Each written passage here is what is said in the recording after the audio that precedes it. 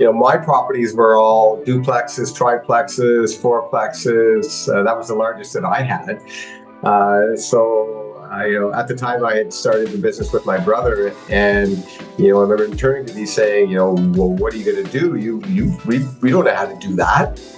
And there's this term that I embraced when because I've started a number of businesses. It's called fake it till you make it.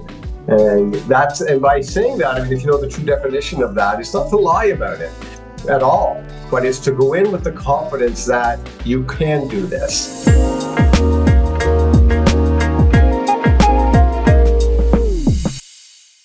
Today I'm speaking with Don Stewart. Don is the owner of Stewart Property Management that services Ottawa, Ontario. And Don has grown his property management company to close to 250 doors under management currently. Don comes from an IT background and on a whim decided he's going to start a property management company after he sold his IT firm. So Don has a lot of experience to share with us in business ownership, as well as his experience managing rental properties. So without further ado, let's get to it so you can start to learn from Don.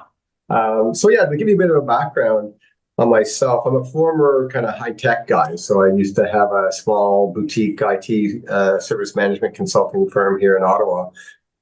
Sold that in 2016, but while I was building that business, I was also had a sort of a side hustle where I was buying older properties, fixing them up, getting them out onto the rental market. And by the time I was sold my IT company, I had about 20 doors and had a machine that was looking after those doors for me.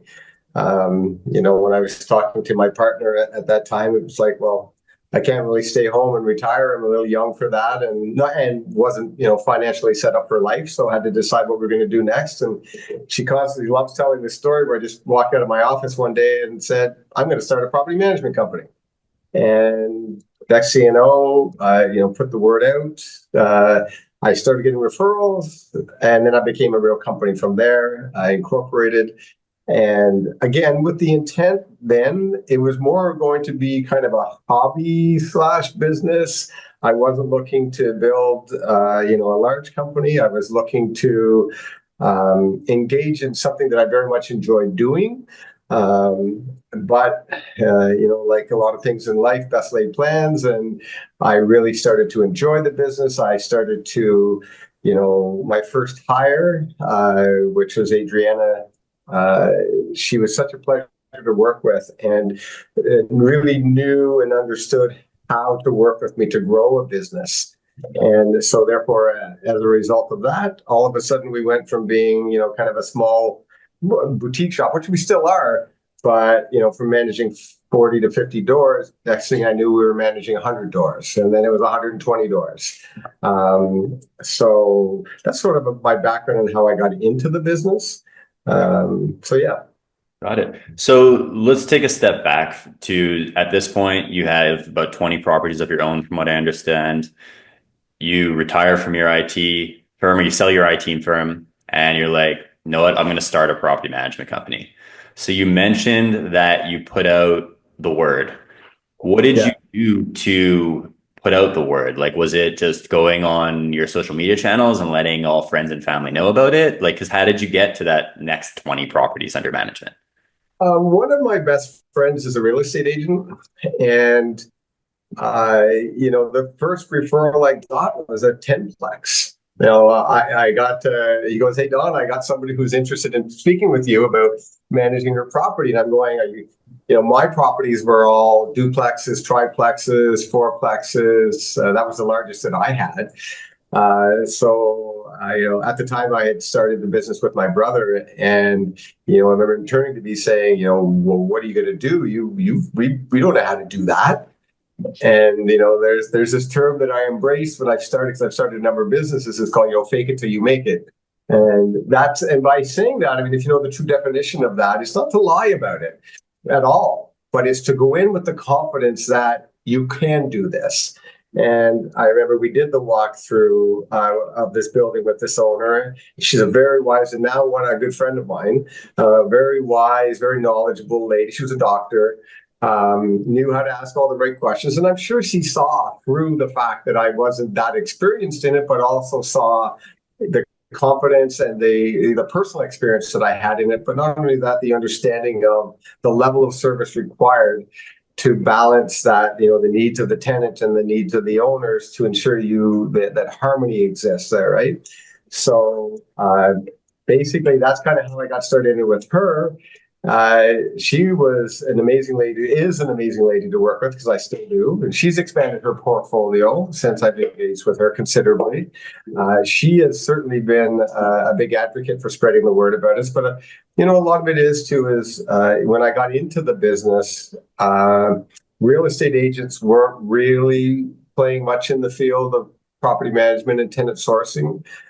So we got a lot of business from the higher end real estate agent firms here in Ottawa, Angle Brokers, the guy named John King, gave us a lot of business and gave me a lot of his time as well, sort of to help me understand the business. How did you build your relationship with those brokers? Did you know them from beforehand, or did you just go and introduce yourself? What did that look like? Yeah, well, it was kind of really how it got started was after I sold the IT business, I had a property downtown that I had to sell as well.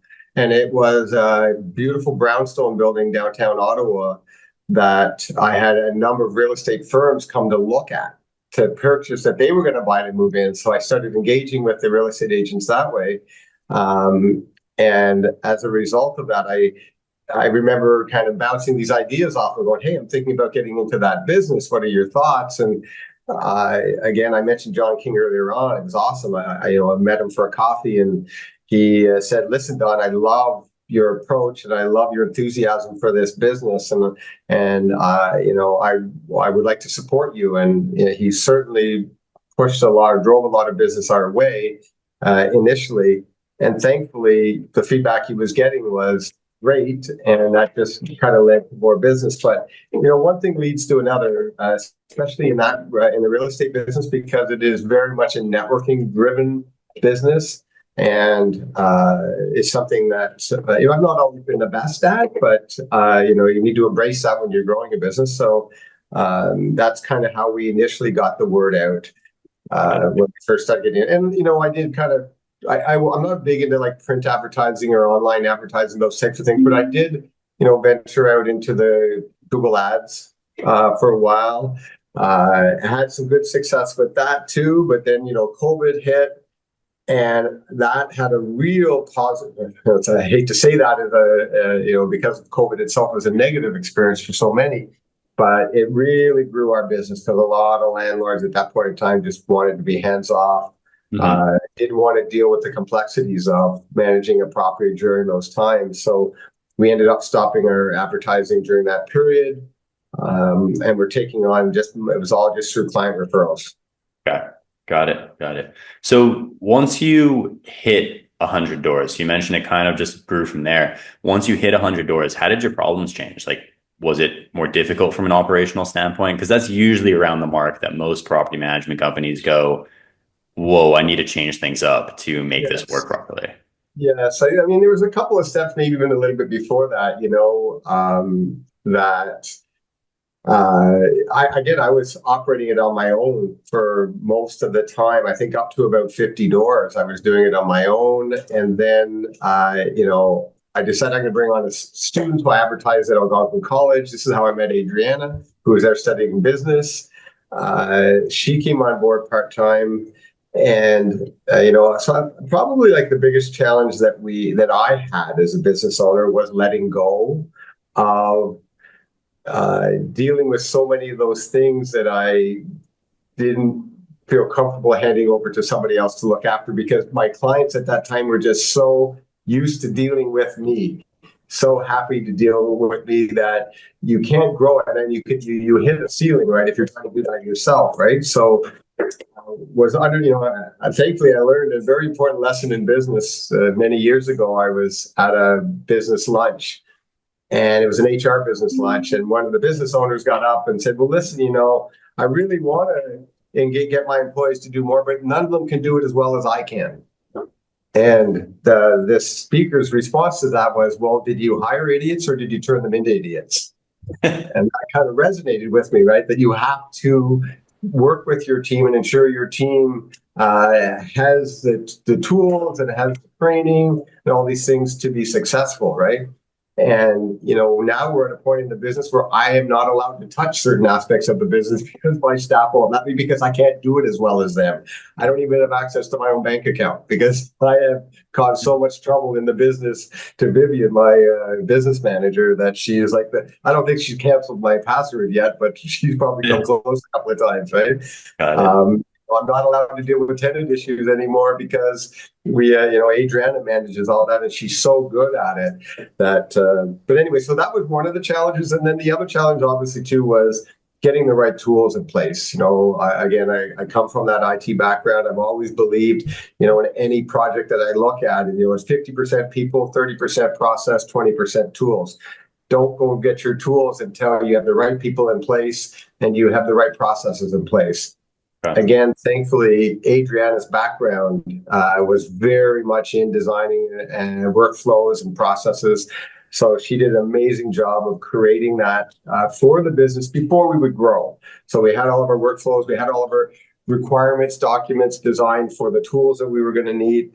And then it became easy from that point on to go out and pick out the tools that we needed. So we went from being a Excel spreadsheet driven company to now having an enterprise property management software. We now have a fully automated advertising and showing process. Again, one of the challenges of that is that you don't want to lose that personal touch, right? So whereas, yes, we have such a high volume, or you go through periods in this business where you have such a high volume of people that want to see a property that it's impossible to deal with them all one-on-one. So you have to find that balance between here's an automated process, but there's also off-ramps when there's a requirement for in-person engagement with these people. Got it. So it sounds like to me, you kind of went in the order that I personally feel is the right order, because I see a lot of companies that kind of get bogged down in I'll call them shiny objects, where it's like, oh, there's all these different tools out there, all these softwares. I need to get them all, even though their business might not be at a point where those tools are absolutely necessary for them to function. Whereas the route that you went was like, okay, we're going to work out of spreadsheets until we have the people in place, the people trained up properly. And then once we have that, we can then start adding on tools to allow them to be more efficient at their job. Is that kind of a decent summary of the route that you took?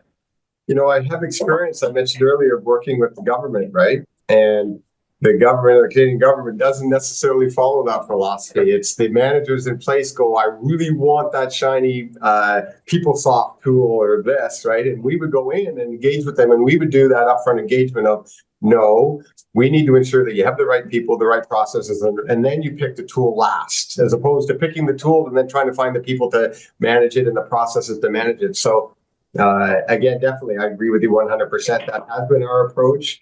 We constantly, how do you build a requirements document, right? To decide what tool you're going to want to get. And we've been also very lucky that, we've tried to shop local where we can, try to shop Canadian. And we had engaged with a company out of Montreal called Building Stack that was building a property management software. So we were actually on their advisory board and working very closely with the owner there. COVID was pretty tough on that company, and they also were focusing more on managing full buildings as opposed to supporting companies like ourselves. So we ended up having to step away from that and move in a different direction. Got it. And right now, what does your team look like? How many people are on their team? What are their roles? Can you take me through that a little bit? Sure. So there's my partner and I, Louisa. So she works with me very closely within the business. She looks after the whole tenant sourcing experience. And, that is something that's really up her alley because she comes from the restaurant industry and the service industry and really understands that importance of engagement and ensuring people are satisfied, right? And it's a tough business to be in, especially, again, the peaks and valleys you get in this business where for a number of years, people were fighting over properties because the vacancy rate was so low. Thankfully, we're not experiencing that so much now. But So that's Adriana. Sorry, there's Louisa. Then Adriana is our general manager. So she kind of is in the background running, making sure everybody's following the process and using the tools properly. So yes, I get my wrist slapped quite often, as I did this morning, actually, if I'm not following the process, because it's so true. If I get out of the process, it's going to screw something up for somebody down the road, right? So there's Adriana. We have Vivian is our business manager, so she runs the QuickBooks. She runs the whole financial side of that business. It's thank God for her, because right now she's up to her eyeballs in owner payments and those types of things. I have my maintenance coordinator, Casey, and Casey's worked with me now, must be 15 years. He manages another small business that I have, and he works part-time there, half the time there and half the time here. He was so good at coordinating and managing. He manages a team of about 10 people at this other business, that I brought him on board to manage the maintenance coordination side, which is very different from business. So it's a bit of an eye-opener for him when he came on board, but he's been doing very well. Then I have Cyril as our maintenance guy now, another local guy, former real estate agent, so really knowledgeable of how to engage in this business. And then Bessie, who is our admin, so she basically makes sure nothing falls through the cracks as the team gets their work done. Got it. In terms of, let's say, owner communicating with the owners, do they speak with a bunch of different team members? Do they have one main point of contact? Can you talk to me a little bit about that? I've sort of always been a believer in that sort of 3 wide, 3 deep approach to supporting our clients. So it's not all me. It's all and transparency is another big thing too, right? So if our owners want to know what's going on in maintenance, they know to pick up the phone and call Casey. All our owners know Casey, and so they know if it's a maintenance thing, it's going to be going to him. If you want to know things financial, everybody knows, get on the horn with Vivian, right? She can look after that. And Adrienne is sort of the catch-all. She is, if no one's sure who to go to, they will go to her, and she will either be able, in most cases, she can satisfy it herself. And the same thing with Louisa. My owners know, like, we've got into now, like the industry's gone from where rents were rising, vacancy rates were low, lots of turnover was happening, and now we're seeing in the industry it gone in the other direction, where turnovers are down 30%, rents are down 5%, which the industry could use. My owners might not agree with that, but that's a necessity to ensure that there is affordable housing out there. But we're doing, Louisa's spearheading projects now, working with owners to ensure that they are making sure their product is viable, that their properties that are out there are going to show well, that tenants are not going to want to leave because they have the great service we're providing, but the property itself is satisfying their needs as well. Okay. So let's now move forward a little bit. So we spoke a lot about what it was like, let's say, scaling up the business to 100 doors, then what it was like in terms of staffing up so that you can actually handle the number of doors that you manage. Now you're at a point where, you're over 200 doors. How did your lead generation strategies change at that point? Is there any other thing you did, or has it just constantly been like through networking? Yes. Well, the best source of leads we find are our client referrals, obviously, because they're coming to us, they're warm, they've already gotten feedback from the owner that's referring them on how well we engage and how good of a job we do and what a great team we have. Do you do anything to incentivize referrals? We do. We offer 1 month's free management. Okay. To those who do offer referrals to us, but in so many cases they tell me, I'm not doing it for that, Don. I'm doing it because I love the work that you guys do. But we do offer that as an incentive. We were doing Google ads, but since we engaged with Upkeep, we've kind of recognized the return on investment for Google ads is nowhere near what we would see through proper SEO work. What's very important to us is not getting clients, potential clients who call in and the first thing they ask is, what's your price? Yeah. Because if I get that question up front, I almost inherently respond, chances are I'm not the company for you. Because we are not priced. There is, and it's one of the problems we're seeing in the industry now, is that there are a lot of discount property management companies coming out into the market, and there is nothing discount about property management. It is you get what you pay for, I guess, and the number of times that I have had, I used to engage with people like that who wanted to, talk to me about my price and compare, but, I've learned that no, my price is my price. But the number of times that people have come back to me after a month or two and said, wow, Don, what an eye opener. It is worth the extra cost. What the extra costs are, the hidden costs are, but what the hard costs associated with unhappy tenants, the hard costs associated with for logistical support, right? And I mean, your property sits vacant for a month or two right there. That's more than the difference in price for a good quality property management service versus it's called discount service, right? it's that I get that question all the time, but Don, this other company's charging me half a month's rent. And I said, yeah, but like, how are they advertising that effectively? How are they effectively screening for those people?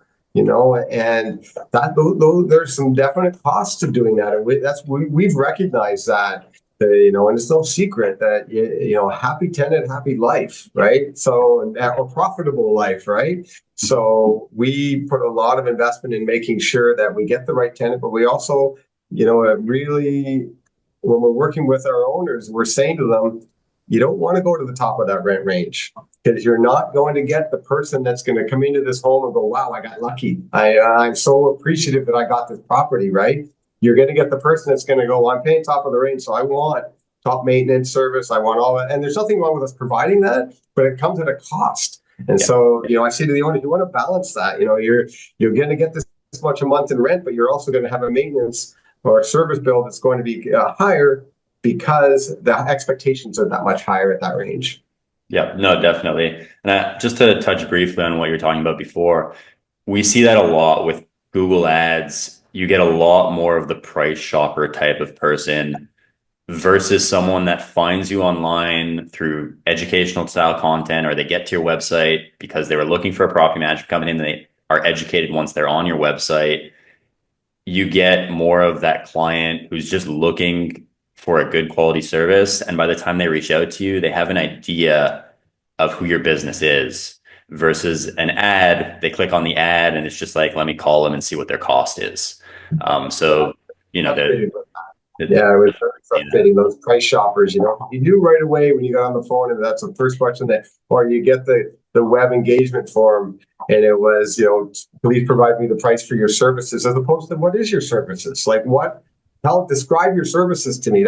Those questions I love, because it's so easy to provide differentiators between us and like I mentioned, these more discount property management companies. I mean, there's a need for all different types of property management companies out there, for sure. I get that. There are some investors that are just strictly driven by price, and they factor turnover in as part of their whole philosophy, right? I don't necessarily agree with that. Again, having that background myself, in the long run, it's going to end up costing you more. But I have so many landlords now, or so many clients that are caught up with this. We are a service provider. These tenants don't owe you. You owe the tenant, right? You need to provide the tenant with a property that is, low maintenance and that is an enjoyable experience and safe for them. And I love working with clients like that, because they really appreciate it and they really understand. And, we're seeing, we do the rent increases, every year I engage with the owners in a phone call to say, hey, what do you want to do this year with your rent increases? Do you want to do that? And knowing that rents are down, my discussions are typically, no, we really shouldn't be doing a rent increase unless we've had a turnover of a longer term tenant, right? That's been there for a while and there's room in the market. But I had a call yesterday with an owner, Leslie, and she said, Don, how about we lower the rent? And I'm like, oh, that warms my heart because, Yeah. people recognize that they want to make sure that they're providing a good quality service at a fair price, Mhm. right? And that's really important. And I really enjoy working with clients like that. For sure. And that's the type of owner that you'll have a long-term relationship and then understands that the extra couple dollars is not going to make or break their investment. It's really if they can keep the tenant in there, keep the tenant happy, that's going to lead long-term to a profitable investment. And I can always tell almost up front when I'm dealing with owners if they start, going, Don, I'm not cash flowing positive now. And I'm going, well, but you have to look at the entire investment. Where you are really seeing a positive is that the vast majority, if you're having to put in a couple $100 a month into that investment, the tenant's putting $2,500 into your investment every month, right? And then sometimes they don't see Especially that. in Canada, right? Like cash flow positive in Canada doesn't really exist. Oh, it's very, I mean, we really saw it a lot, a couple of years ago when we saw the 30% increase in rents, right? Where we saw that so many people jumped into the industry then because they just saw that we're getting that positive cash flow. But now the pendulum's swinging, right? And as I tell, I have a lot of, and I do enjoy working with new investors, but I have a lot of conversations with them about any investment you get into, RSPs, bond, mutual funds, whatever. There's going to be years you're going to lose money. And there is no investment out there, other than the super low risk to 2% return investments, GICs or what have you, that you're not going to lose money on. Yeah. But you got to think of your long-term strategy. And again, I've had that. We're seeing spikes in gas costs. It's been a really cold winter, and I have owners reaching out to me going, "Don, my monthly costs are going through the roof," right? And I am, my conversation with them. But 2 years ago, you made a fortune. You did very well 2 years ago. So if you take a look at your dollar cost averaging overall, you're still very profitable, and you're making that the equity on the back end, which really is the focus should be on that as a landlord. Is that's where you're going to get your returns is there. Certainly it's nice to cash flow positive if you can. But as you say, in Canada, it's very difficult with the cost of housing here. Yeah, definitely.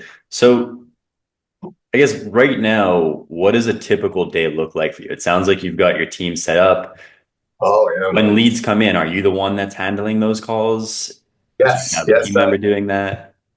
So we are a remote company. Everybody works remotely here. So again, being a technology company, we use Microsoft. We're a Microsoft shop, so we use Teams. So we have a team meeting every morning at 9 o'clock. Everybody logs in. Well, my first meeting in the morning is the 7:30 maintenance review meeting. So myself, my maintenance coordinator Casey, and Cyril, I'll jump on a 15-minute call and go, what does the landscape look like today? What emergency calls came in last night? How are we coordinating? And who needs what from who? Right. That happens at 7:30. Then I get a chance to get out, take the dog for a walk, do what I have to do. Then 9 o'clock we have our teams meeting. It's a 15-minute meeting of who do you need help with today? I'm working on this, Don. I need some of your time with this.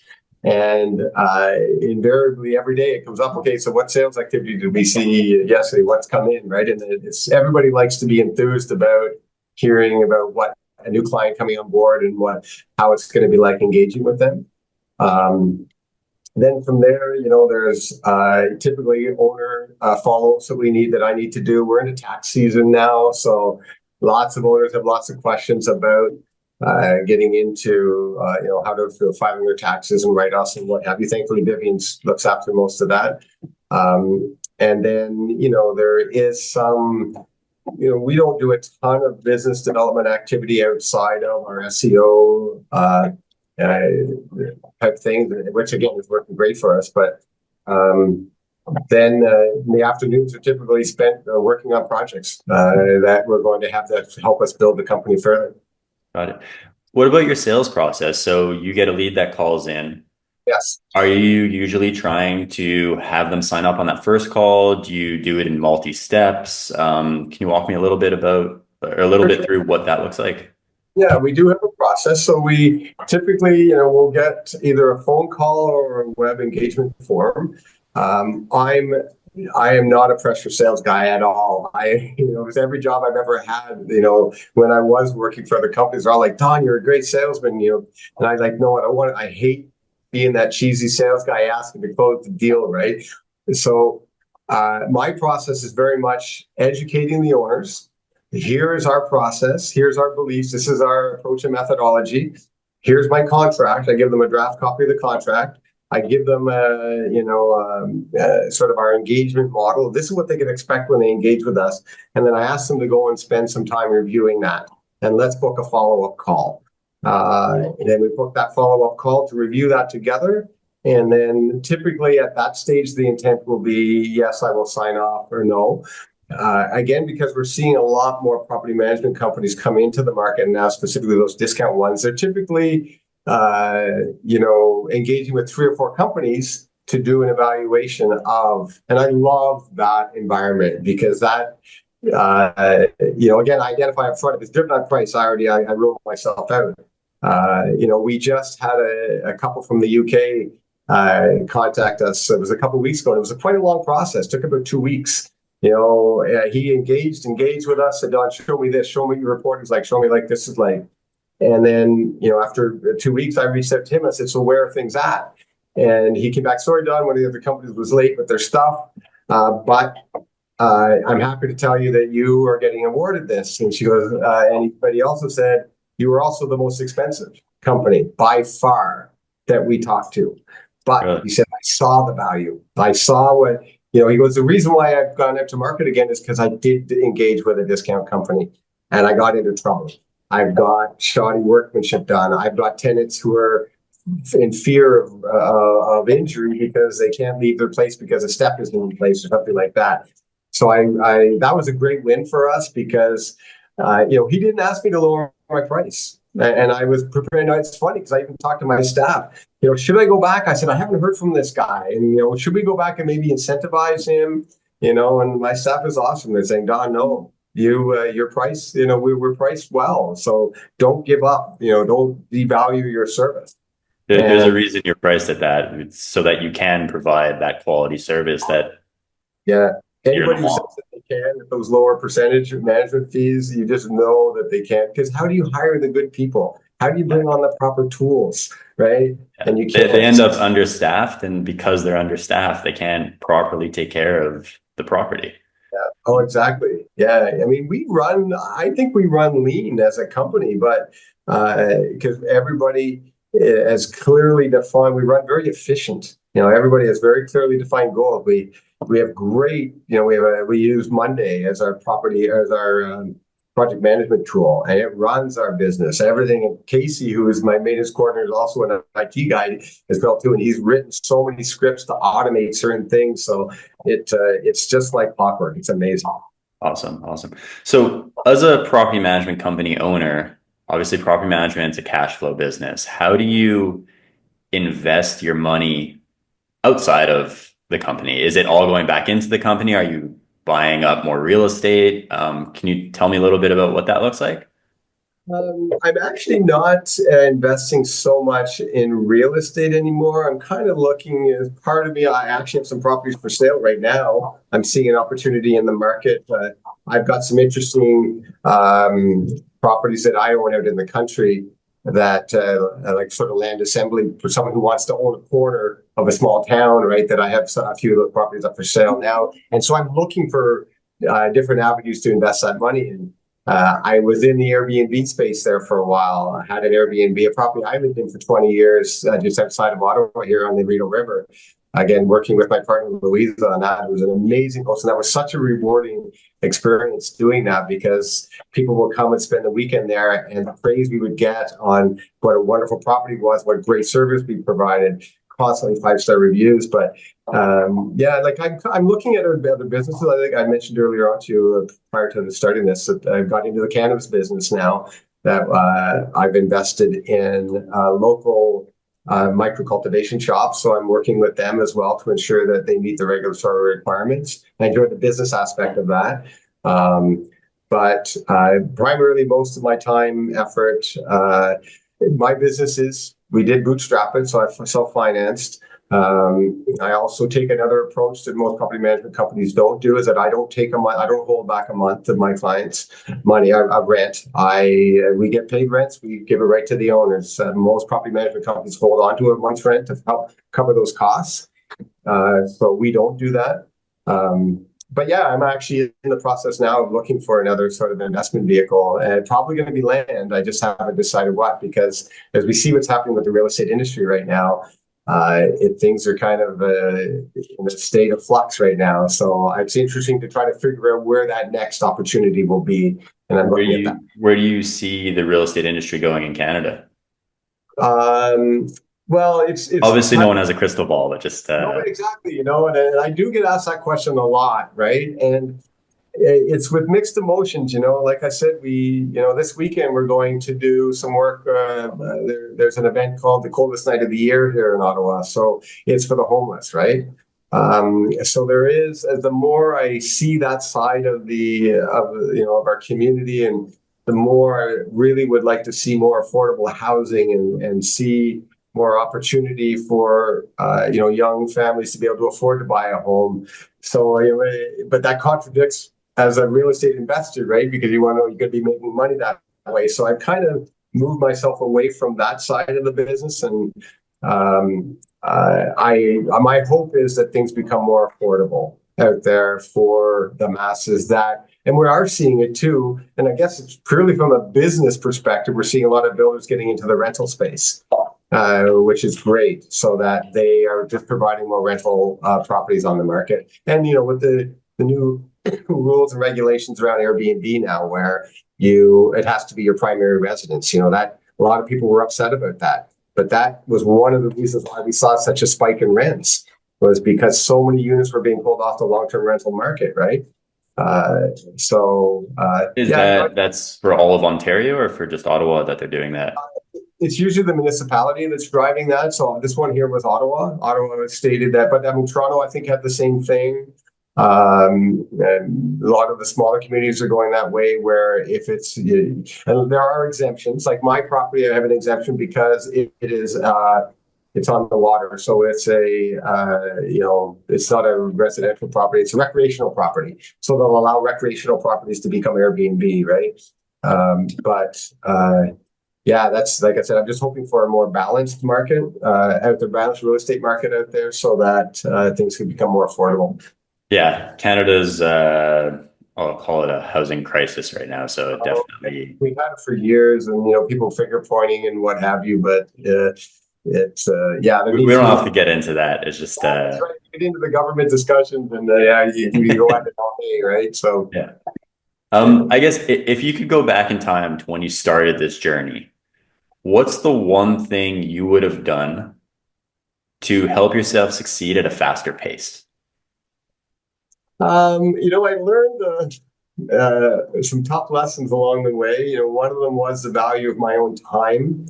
When I first engaged with a lot of clients, I was giving my time up for free.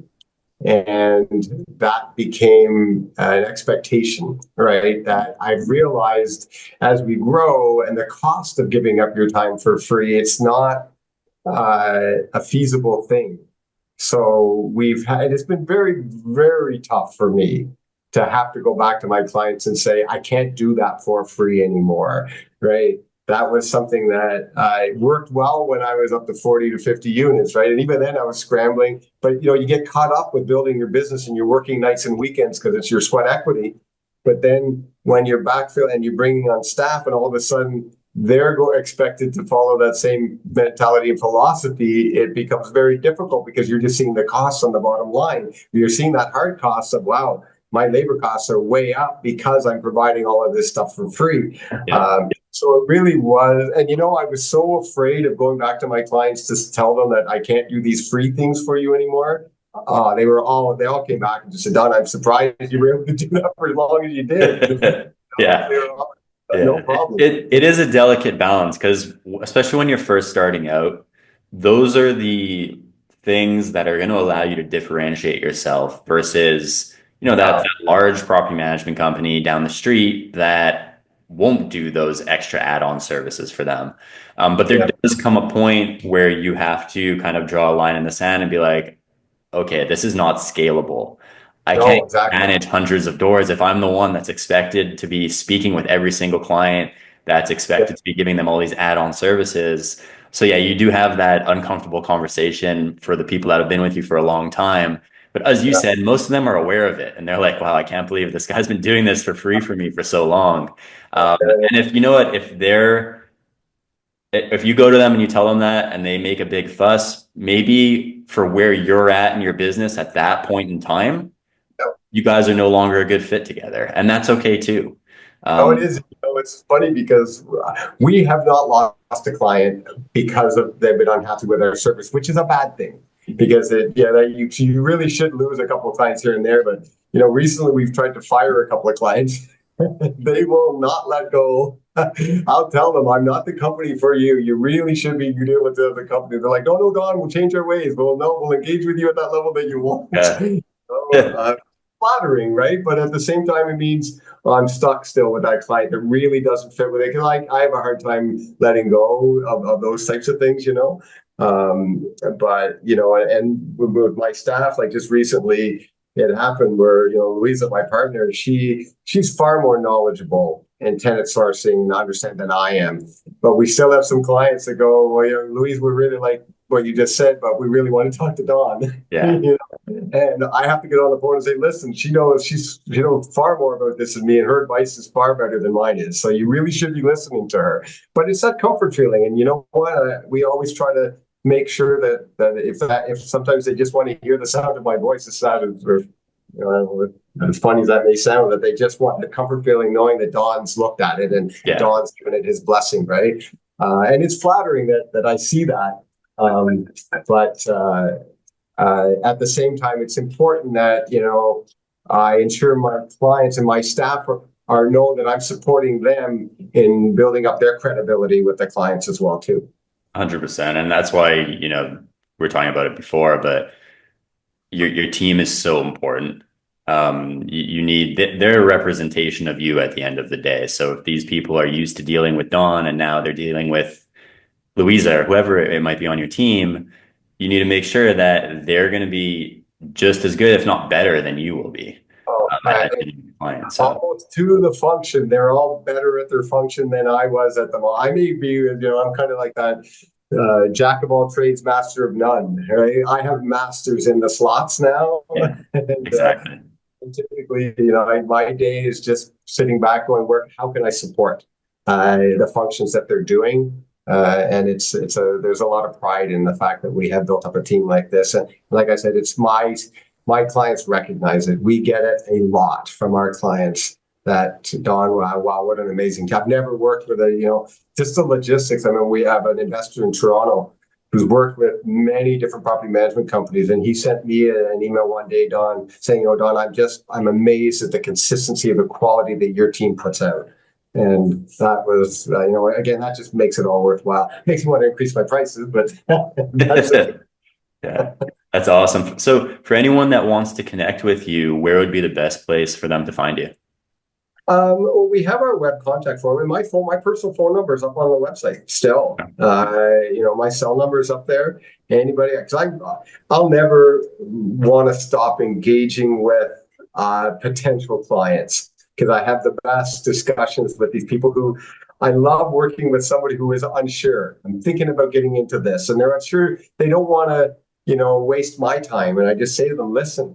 Until you make that decision, I'm here. I want to have these discussions with you because it's a good learning experience for me as well, too, right?